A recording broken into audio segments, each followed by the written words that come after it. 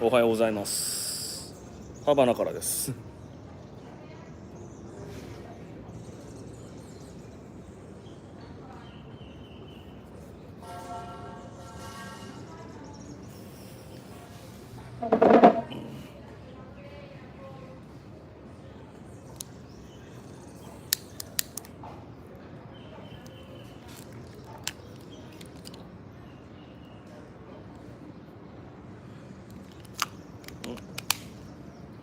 こんばんは。こんばんはっすか。日本はおはようございます。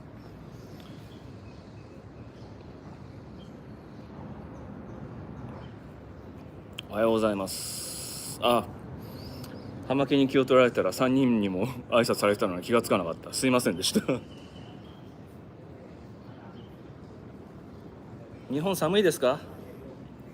キューバはね、今多分23度ぐらいで、今日の最高気温は28度だそうです。いつも通りですね。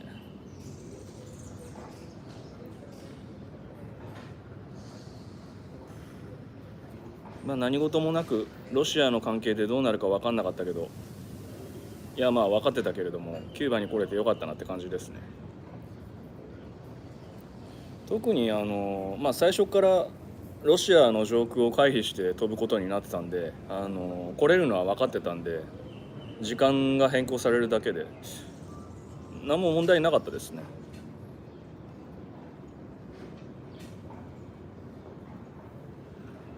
むしろヨーロッパからアジアに行く便が大混乱になってるとは思うんですけれども、帰りの便ももうすでに航空会社から連絡が来てましたけれども、3時間ぐらい伸びるって感じですね。ロシアの動静、そうですね、気になりますね。直接的に飛行機会社が航路がね、ロシアを上を通らないで下抜けていくか、あるいはサンタクロスコースの北極圏で行くかになるんで、日本キューバ間だと昔の飛行機に比べればね、航続距離伸びてるんで3時間ぐらい伸びるぐらいなんで。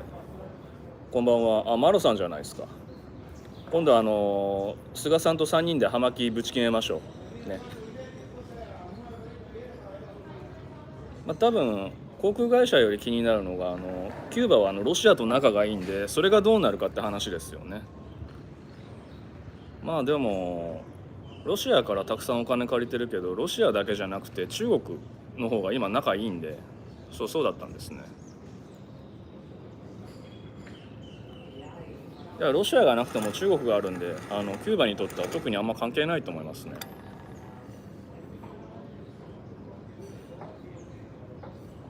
ぜひ今度じゃあマロさん日本に戻ったらインスタグラムのメッセンジャー送るんで、 DM 送るんで返事お願いします。戻ったらご連絡します。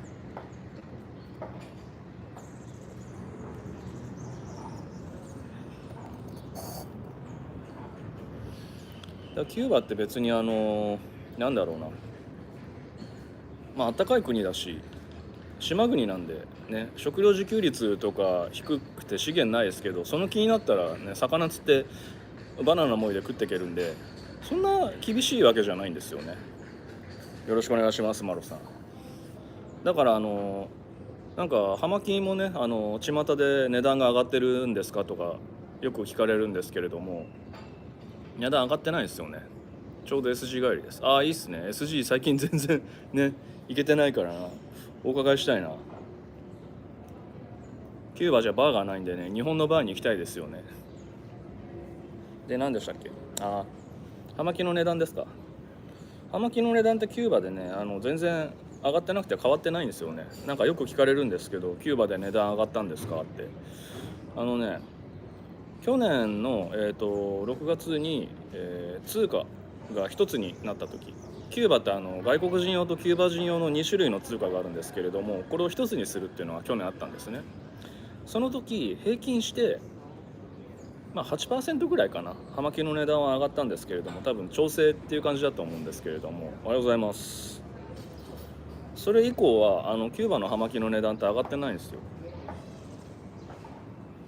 多分値段上がったって勘違いしてる人はキューバから葉巻を外国に輸出するときに、物流が止まってるんでコンテナの数がなかったり燃料費が上がってたり港の港湾労働者の働く人の人数制限とかで、物流が滞ってるんですよね。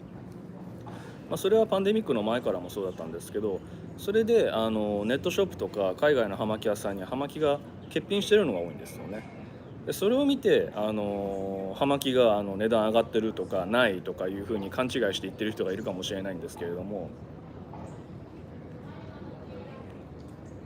でもなかったら販売店が値段上げるのはね、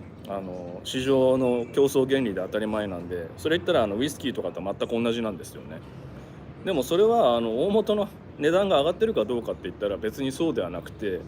キューバで販売している定価は値段上がってないので、要は結論として葉巻の値段は上がってないんですよね。葉巻の値段が上がったっていうふうに言ってる人はみんな嘘です葉巻の値段が上がったっていうふうに言うと得する人たちなんでしょうね。ウイスキーとかもそうじゃないですか。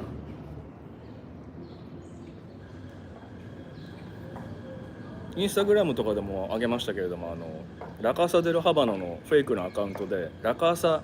みたいなアカウントを作って、それでユーザーに DM とか送りまくって別のサイトに誘導するっていう風な手口があるんですけれども、葉巻の素敵代理店のラカーサを語るようなねアカウントもあるぐらいですから、葉巻っていうのはね騙そうとする人がたくさんいるんで気をつけてください。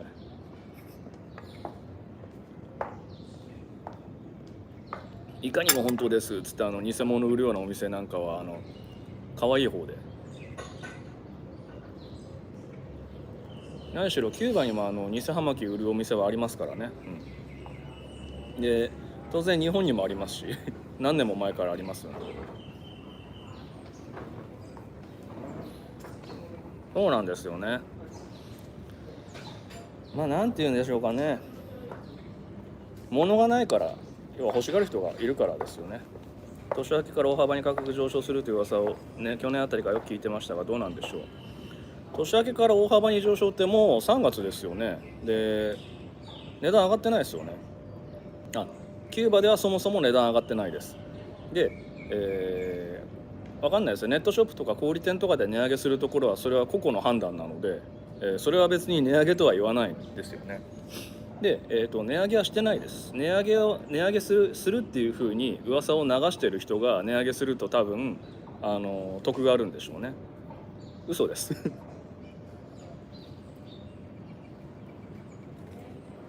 そもそもハバノスって何を廃盤にするとか何を値上げするとかって事前に一切伝えないんですよ。そういうふうな広報活動はしないので。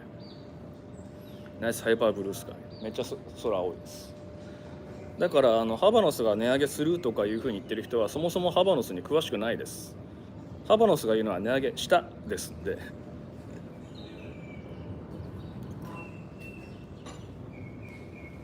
噂の出どころはね、そういうことなんです。噂の出どころは分かんないですけれども、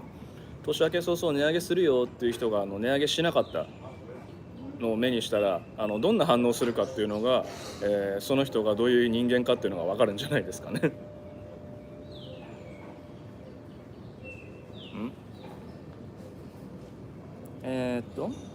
ロシアが国際決済網からする人ですね。原油も上がってますのでさらに輸送費が上がりそうですね。そうですね。葉巻の話に限って言うとキューバのショップに葉巻ってめっちゃ積んであるんですよ。要は別に工場が止まってるわけじゃないので生産はどんどんしてるんですけれども、出るところがすぼまってネックになってるんで、要は詰まってるわけなんですよね。出てかないのでキューバ国内にはめっちゃたくさんある。でもそうだな、パンデミックが多少収まったから葉巻の物流とかも復活するかなと思ったら、ロシアがあれだけれども、ただ輸送量が上がったところでそんな価格自体には影響しないし、ロシアを経由しなければいいだけの話なので、葉巻の輸送費用とかに関しては特に問題はないかなと思いますね。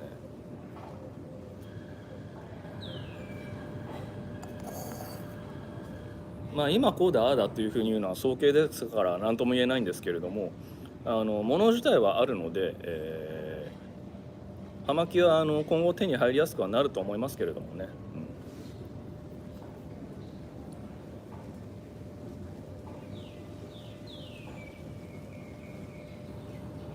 まあ確かに国内のショップとかも欠品多いですからね。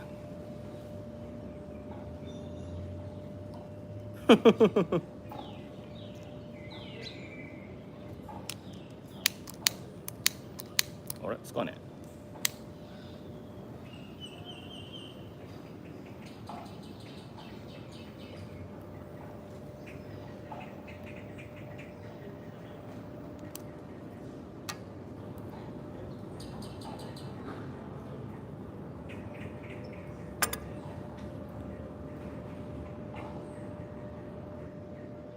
まあロシアの話は新型コロナウイルスよりも先に型がつくと思ってるんでいいんじゃないですか。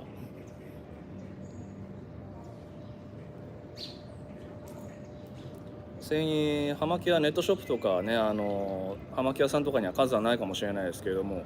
まあキューバと俺はたくさん持ってますんでね行ってもらえれば一緒に葉巻吸いましょう。手持ちはたくさんあるんで。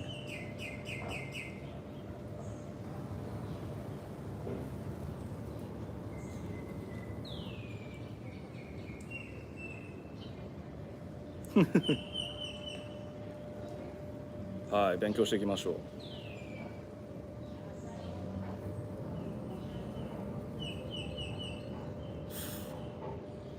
まあ大体例えばウイスキーとかだったら原酒もないし需要もたくさんあるんで常に品薄だから値段が上がるっていうのは分かるんですけれども、葉巻の場合は生産してるところには山積みであって、まあ、需要も高いのであれば要はその間をつなげる線がただ単に滞ってるだけの話なんで、一緒にぶち決めましょう。だからね物がないわけじゃないのでこの混乱は特に問題ないと思うんですよね。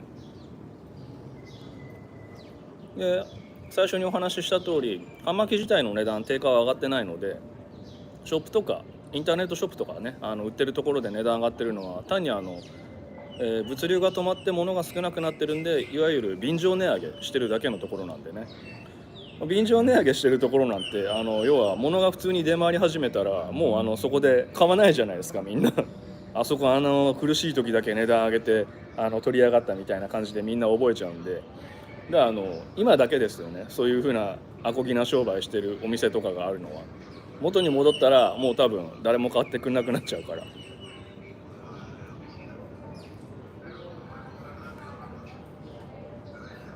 まあ、なので、葉巻は値上がりしてない、値上げしてるネットショップとかは輸送費用とかを、上乗せしているだけ品薄になっているので便乗値上げしてるだけっていうところですね。そうっすね次はあれですよ橋本さんバーに行きましょう。カフェとかじゃなくてちゃんとしたところで店手軽にね喫煙できるのはいいんですけれども椅子とかね座り心地めっちゃ悪いんで、ね、カフェとか回転率上げるためだからしょうがないと思うんですけれども。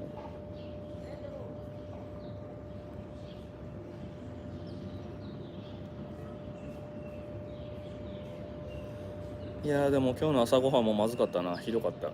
キューバでいいところは年中あったかいのと葉巻が美味しいところだけですからね。それ以外何もない。要は日本であったかい時あったかい建物の中とかあったかい季節で、キューバの葉巻すればそれで事足りるのではっきり言って特に何も魅力ないです。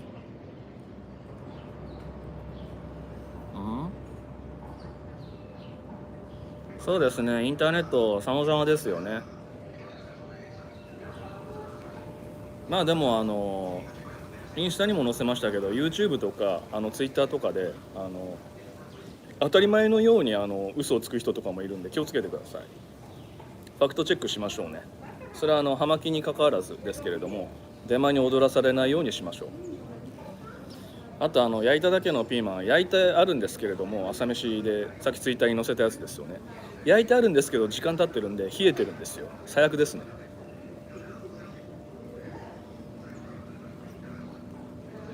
そうですねでも2年前に改正健康増進法が施行されてからもう時間が経ったんで、結構吸えるようにもう申請してる喫茶店って増えましたよね。喫煙客の方が飲食店って1人当たりの単価が高いので、禁煙店にするメリットって飲食店ほとんどないんですよ。むしろ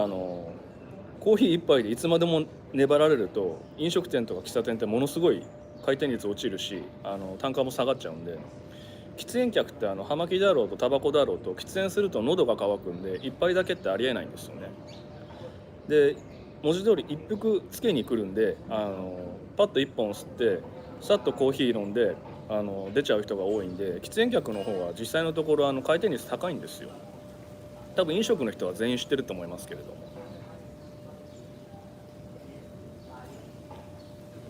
そうなんです。でもそれはずっと前からで有益な情報、正しい情報っていう方が少ないんですよね。探せばあるんですけれども、知らないこと、要は知らない人の方が受け売り手に入れた情報とかを発信したがるんで、それずっと昔から結局変わってないんですよね。YouTube とかでお話ししてる通り間違った情報の方が多いっていうのは多分それが理由なんだと思うんですよ。日本の場合第二次葉巻ブームが多分ミクシーとかのコミュニティとかが流行り始めた頃と被るんで、その頃の情報と今出回ってる情報って全く変わらない本当間違いだらけなんですよね。キューバの飯はまずいですよ。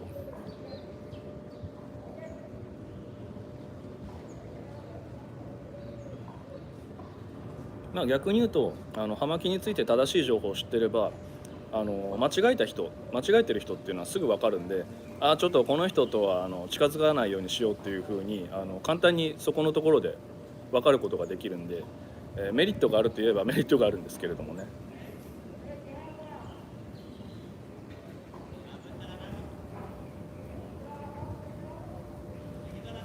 もう未だにそうなんですよね。巷で葉巻に詳しいとか俺は葉巻に詳しいみたいな感じの人がよくよく話聞いてみると、もう20年前から言われてるようなめちゃくちゃな葉巻の話をすんごい自信たっぷりにされたりすると、逆にこっちがね困っちゃったりするんですけれども、すげえなと。結局葉巻に関わらず何でも嗜好品はそうだと思うんですけれども、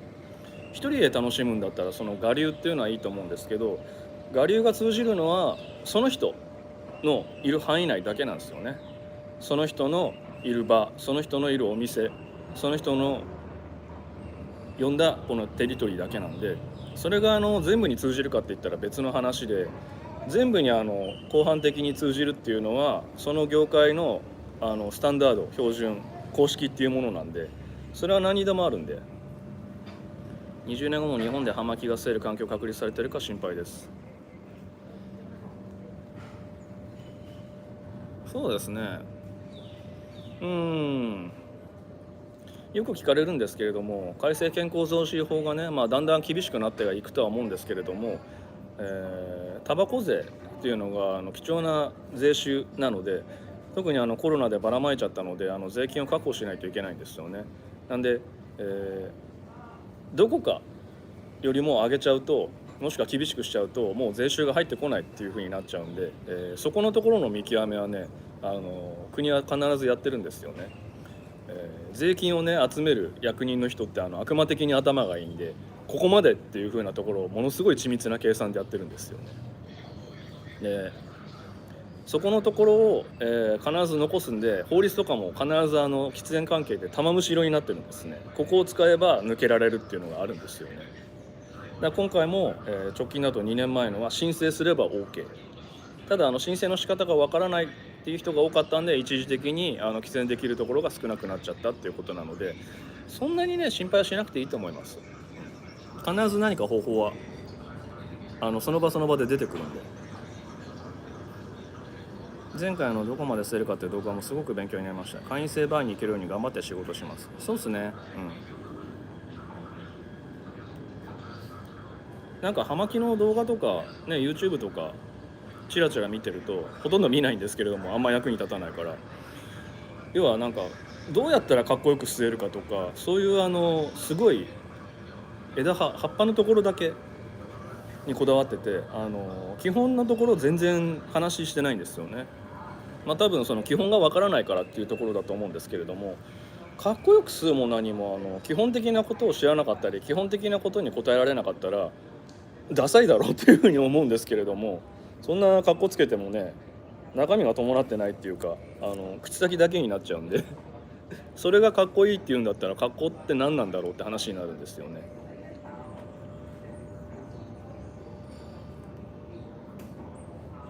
むしろかっこよさっていうのはその人それぞれのものなので、基本的なことを身につけて、そこから発展して応用して、その人なりに考えたオリジナルっていう風なところがかっこよさだと思うんで、かっこいい真似だけをして大元が整ってないんだったら、単に取り繕ってるだけだと思うんで、そういうのはすぐにね見破られますよ、慣れてる人に。そうなんですよね。葉巻をかっこよく吸うみたいな感じに言ってしがりろ捨てたりするとね、もうねびっくりしちゃって、それ葉巻だったんだっていう風になっちゃうんで、要はかっこつけようっていう風のもいいですけれども、知ってる人から見たらね足元見られちゃって恥をかくことが多いんで、ちゃんとね基本からマスターしていくっていうのがね、何でもそうですけどいいと思うんですよね。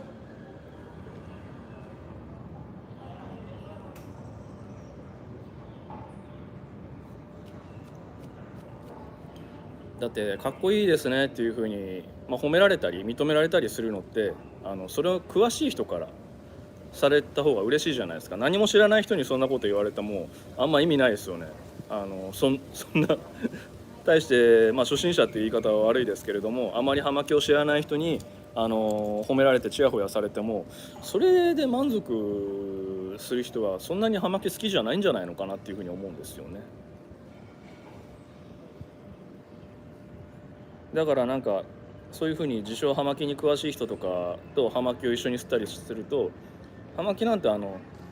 ットの仕方、火のつけ方でその人がどれだけ慣れてるか知ってるかっていうのはすぐに見破られてしまうんで、むしろそういうふうなところをねきっちりやるっていうふうなことがねいいことなんだと思いますけれど。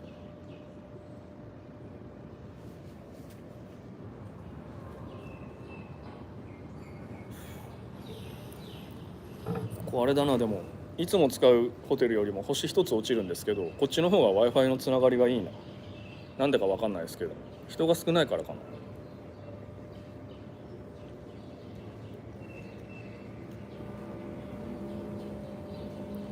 な。だから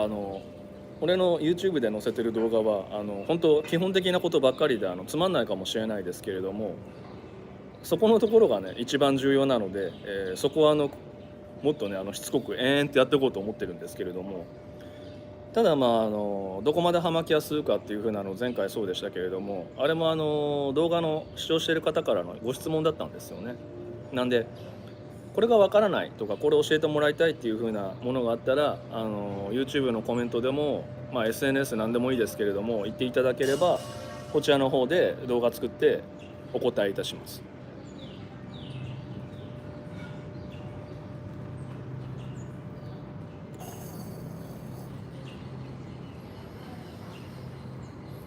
でなんかよくあるのが、これが公式だから正しいだっていう風になんかね、お店とかでね葉巻捨てる人とかと話をしたり、友達とかに言ってもいやそれは違うこうだっていう風に言われることとかよくあると思うし、俺もすごくそういうのはよくあるんですけれども、間違えたやり方をね覚えちゃった人に言ってもね、なかなかね理解してもらえないんですよね。だってそれで言っちゃったんで。分かりやすく言うとパソコンのキーボードブラインドタッチあるじゃないですか。ブラインドタッチってやり方一つしかないんですけれども、指の置き方とかでもその人の我流があったら、その人ずっとそれでやってきたんで、それを変えてこっちの正しいようにしろっていうのも難しい話じゃないですか、その人にとっては。でもそれは理解できるんで、その人がその我流のブラインドタッチだったらある一定以上は絶対速くならないんですよね、タッチタイピングが。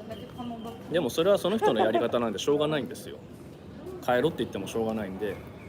これ以上速くなりたいからちゃんと正しいブラインドタッチを勉強しようっていうふうにその人が思わないとしょうがないんで、だから後々恥をかくのはその人なんで、正しいやり方を覚えてやってる自分にとっては何の問題も関係ない話なんでいいかなっていうふうに思うのがいいと思います。コメント読み飛ばしちゃった。ウイスキーたしなんでて最近葉巻にも興味出てきたので初心者向け動画は本当にありがたいです。そうですね、ありがとうございます。 YouTube 覗いててもきちんと基本に立ち返った解説動画ってなかなかないんですよね。そうですね、要は基本をみんな知らないで人のやってるのを見て真似て自分でこうかっていう風に、さっき言った我流のタイピングと同じで自分で勝手に作ったものなんで、それを人に説明できないんですよね。だって自分だけの方法なんで我流っていうのは。だから YouTube とかで基本的な葉巻についての解説動画っていうのが全くないのはそれが理由なんだと思うんですよ。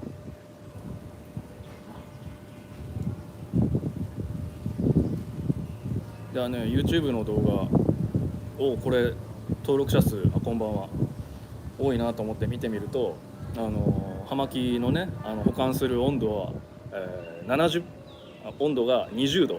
とかいう風なのがねあったりするんで、20度ってどこから出てきたんだみたいな話がねなるんですよね。だから逆にそういう風な間違えてる動画を見るのが最近は面白いっていう風に思います。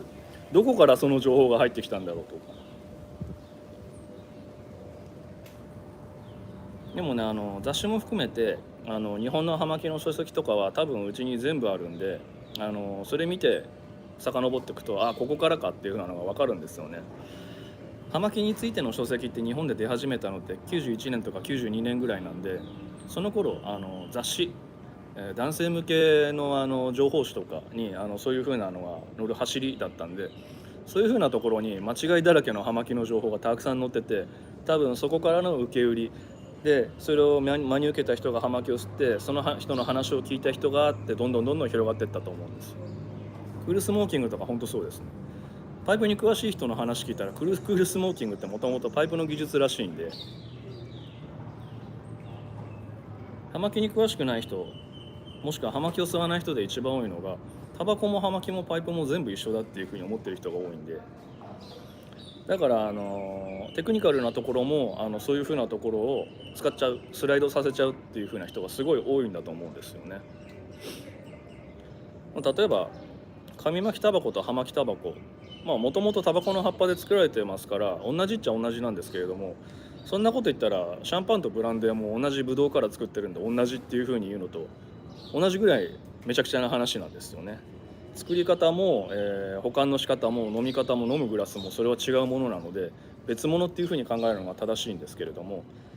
だからねお酒飲まない人からしたら、ね、ブランデーもシャンパンも同じっていうふうなのとイコールなんですよね。だからそこのところを解きほぐして説明するためには要は基本的なところを必ず把握してないと土台無理なので、できればこれから葉巻を始める人もしくはもう葉巻をして、詳しい人でも、基本的な葉巻についての情報知識っていうのは絶対に無駄にならないことなのでぜひ見て知ってもらいたいんですよね。なんですか？変な質問ですが15年ぐらい前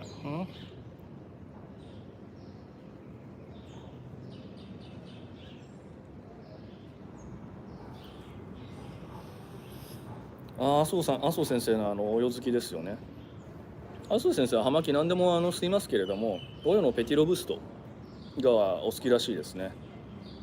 そんなに吸うのに時間かかんないし忙しい方ですからね合理的なチョイスだと思います。オヨのペティロブストね美味しいですよね。デイリーでね一箱うちにねあるとねいいんですけれども、デイリーでうちにあるとっていう風にね俺もいつも言うんですけど、デイリーで吸うっていうことはめちゃくちゃ吸うのですぐになくなるんでね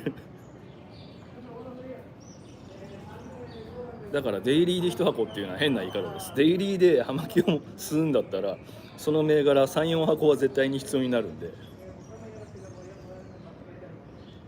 今吸ってるのもピカドレスですけどデイリーで最低1本は吸うんで、最低1本吸うってことは月に30本、ドレスボックスは25本入りだから月に1箱なくなってしまうわけですから、23箱ないと安心できないですよね。葉巻吸う人は最初に考えるのは朝起きて今日行く場所で近くで葉巻吸えるところがあるかで今日吸う葉巻何があるかっていうのをチェックする、その2つですからね。これはね変わんないと思います。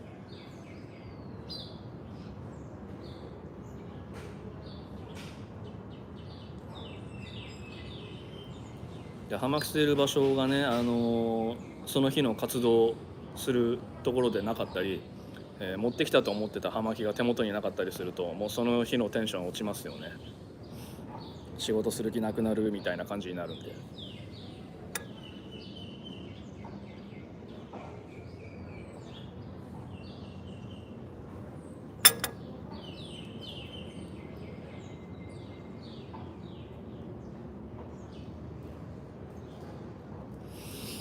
このね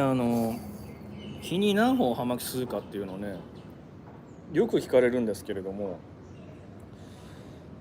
1日に何杯コーヒー飲むかってあんま皆さん数えないと思うんですよね。1日にご飯お茶碗何杯食べたかとか、それと同じで俺も数えることほとんどしないんですけれども、まあおそらく、6本か7本ぐらいだとは思います。1日に朝起きて1本吸うでしょ、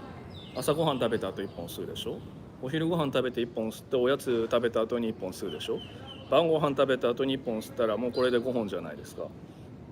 その後夜どこかに飲みに行ったり葉巻吸いながら仕事すると 2,3 本吸いますよね。7,8 本だ。これで6、7本って言ったのはちょっと少なかったですね。失礼しました。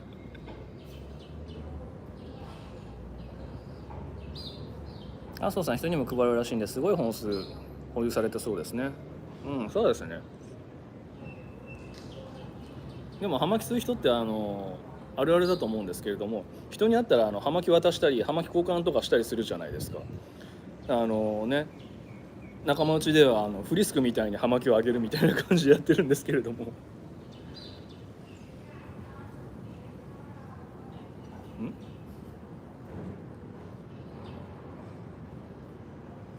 すごい在庫ですね。ご自宅に何ケースぐらいのストックあるんですか？それもね分かんないんですよね。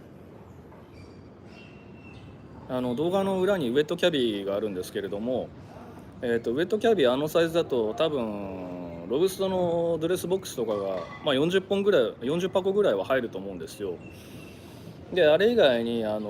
自宅に海釣り用の120リットルぐらいのクーラーボックスが5個ぐらいあるんですよね。でだから少なく見積もっても1万本あると思うんですけれども、それ以上は数えてないので正直自分でもわからないです。他にも預けてるものとかもありますし、忘れたものは熟成されてそのうちいい感じになってその時見つけるとラッキーっていう風な感じなんでね、たくさんあるといいことですネプラスウルトラで吸われて、マロさんネプラスは俺会員なので一番行くバーがそうなんですよ。だから今度行きましょう。銀座でも六本木でも。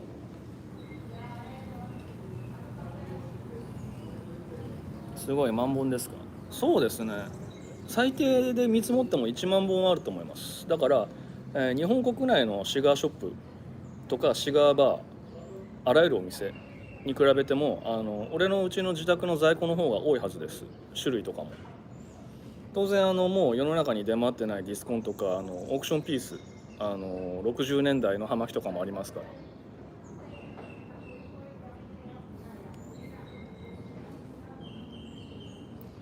マロさん、あそこって今普通に葉巻吸いにお伺いできるんですかね？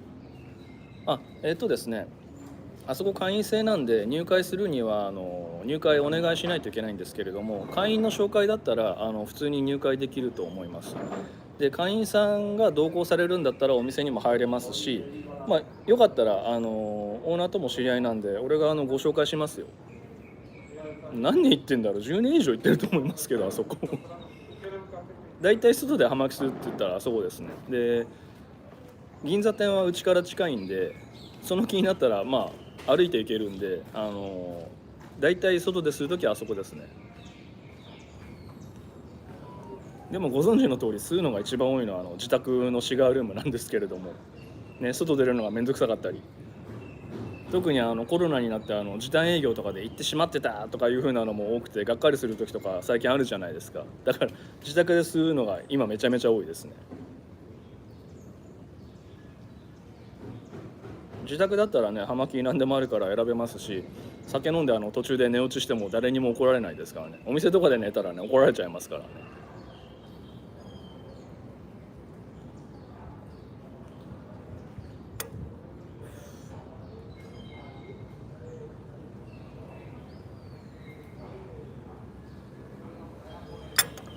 まあこれから春になって暖かくなったらね葉巻の消費とかも増えて葉巻を吸いにみんな外に出たりいう風な感じになってくるんで、早く暖かくなってくんないかなって感じですよね。冬は寒いと外に出たくないからね、活動が落ちますからね。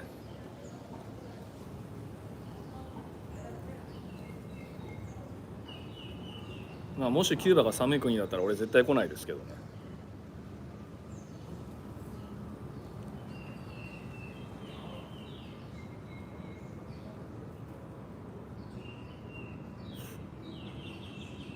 前もなんかキューバでライブ配信した時に思ったけれども、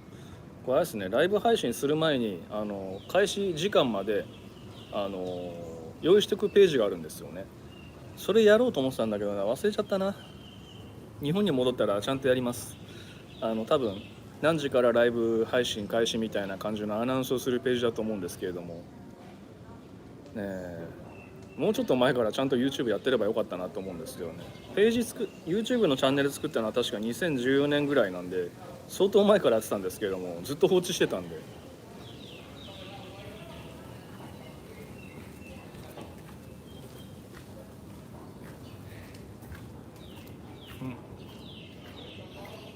そうこう言ってるうちに葉巻が短くなってしまったんで、そろそろ切り上げたいと思います。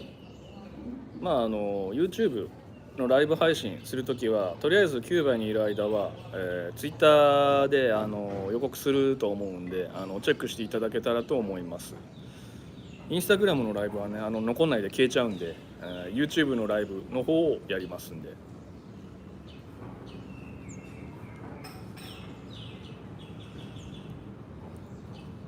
今日もありがとうございました。しばらくキューバにいるんで応援よろしくお願いします。まずい飯食って頑張りますんで。じゃあどうもありがとうございました。またよろしくお願いします。